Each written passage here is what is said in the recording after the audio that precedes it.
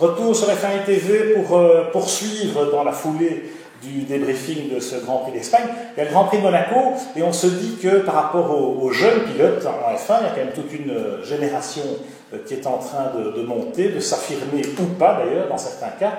Il y en a qui vont souffrir à Monaco parce que Monaco ça pardonne pas. On l'a vu ces 2 dernières années, même Max Verstappen, le surhomme, l'extraterrestre, il s'est chaque fois fait piéger, il est allé à la faute à Monaco. Alors le pauvre Lance Stroll, quand on voit qu'il, même à Barcelone, il rame et qu'il est vraiment loin du compte, on se dit à Monaco, il va faire dans son froc, excusez-moi, mais...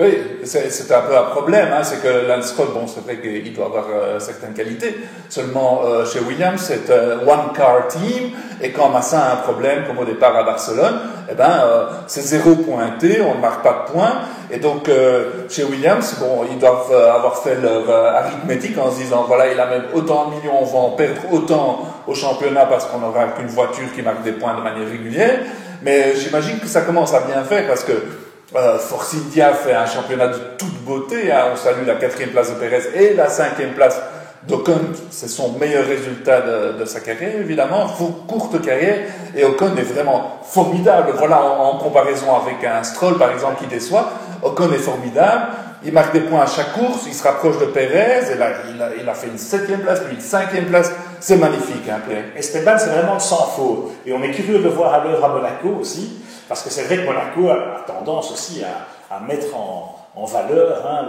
les pilotes les plus talentueux, les plus vaillants. Et Esteban en est un. Et ce que j'aime bien chez lui, c'est que il reste à sa place d'abord, il ne se la pète pas, mais surtout, il a cette ambition et on le sent. Il était un peu, tout en n'étant pas en colère, mais il s'en voulait après les qualifs parce qu'en Q3, le DRS n'a pas fonctionné. Il était quand même 7e en Q2, il aurait dû être devant Checo Pérez, et on sent que maintenant, il fixe l'ambition toujours plus haut.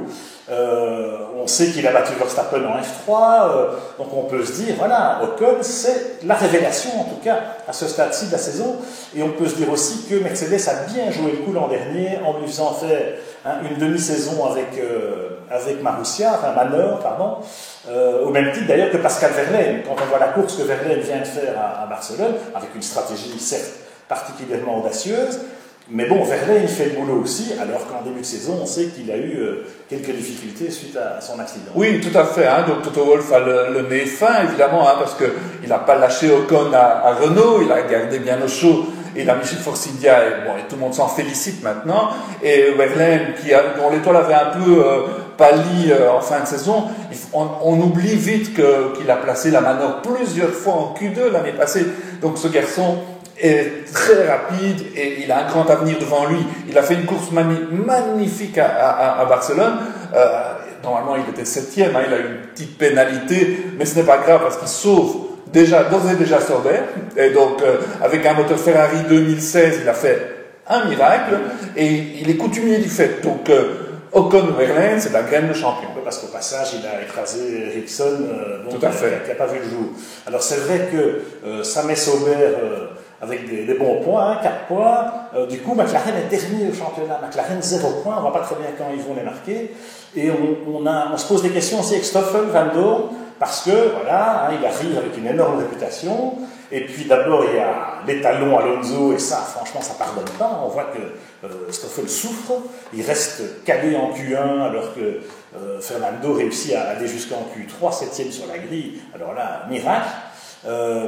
On est curieux de voir Stoffel avec Jenson Button à Monaco, parce que là aussi, il doit sortir un peu de sa coquille. Oui, Stoffel, on l'oublie, c'est un vrai rookie, et il est terriblement difficile de démarrer sa carrière en Formule 1 dans une voiture non compétitive. Et là, c'est vrai que le métier d'Alonso parle et la hargne, et en plus, Alonso, il sait très bien, il a toute l'équipe autour de lui. L'avenir de Honda en Formule 1 tient sur sa personnalité, donc j'imagine que chez Mercedes, chez McLaren et chez Honda, ils mettent tous leurs œufs dans la voiture d'Alonso. On peut s'imaginer que quand il y a des évolutions, c'est plutôt Alonso qui les reçoit, ou en tout cas en premier. Mais c'est vrai que Van Dorn doit montrer un peu plus, parce qu'on l'a très très vite et un peu vite comparé à Max Verstappen par exemple. Et Max Verstappen n'apparaît pas tous les jours, bien, mais bon, Van Doorn, il est très très bon, tout le monde le sait dans le paddock. Maintenant, d'ici quelques Grands Prix, il devra avoir montré voilà, des performances comme Alonso s'est fait. Et c'est intéressant mentalement, parce qu'on va voir dans quelle mesure Stoffel voilà, peut tenir le coup aussi sur le plan moral, parce que voilà, ça pardonne pas la F1 aujourd'hui. On a la télémétrie, il peut voir exactement quand Alonso fait son 7e chrono en qualif à Barcelone, et bien voilà mon vieux, ça se passe là, le freinage, la pression sur la pédale, 3 mètres plus loin, 10 mètres plus tôt, etc. etc. Et donc, voilà, il n'y a plus d'excuses possibles. Alors les évolutions, bon, peut-être qu'effectivement il y a une priorité pour Fernando, mais visiblement ce week-end c'était pas trop le cas, et c'est pas ça qui fait la différence. Donc Stoffel nous en doit une, mais il est le premier à réaliser qu'effectivement il doit un peu hisser son niveau de jeu, même s'il a une saison devant lui et qu'il a encore l'avenir devant lui, parce que, étant donné les circonstances, on voit mal McLaren l'éjecter au bout d'un an. Bon, il y en a d'autres qui vont avoir plus de mal à se recaser. Je pense à Jolyon Palmer chez Renault, par exemple. Déjà l'an dernier, il avait un début de saison difficile, mais là, face à Hülkenberg, il déguste. Hein. Oui, tout à fait. En fin de saison dernière, face à Magnussen, il avait fait illusion, et alors chez Renault, on l'avait reconduit, mais bon, tout le monde se rend à l'évidence que c'est une erreur.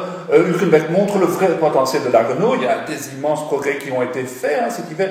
La Renault est bien née. Hülkenberg est maintenant constamment dans les points et on sent une équipe qui monte en puissance. Par contre, on a un pilote qui est tout à fait à la traîne.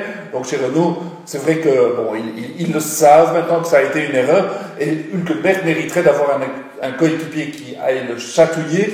Renault mérite aussi 2 voitures dans les points.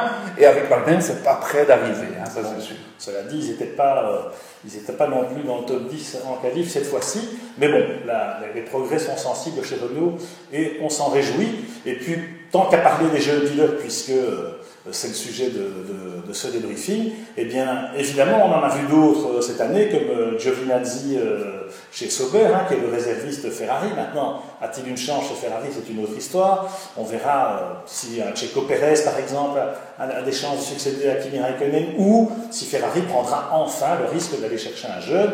On pense à Charles Leclerc, évidemment, qui a encore dominé le GP2 ce week-end à Barcelone, et qui sera à domicile à Monaco le week-end prochain. Oui, Charles Leclerc qui vraiment nous éblouit dans chaque catégorie.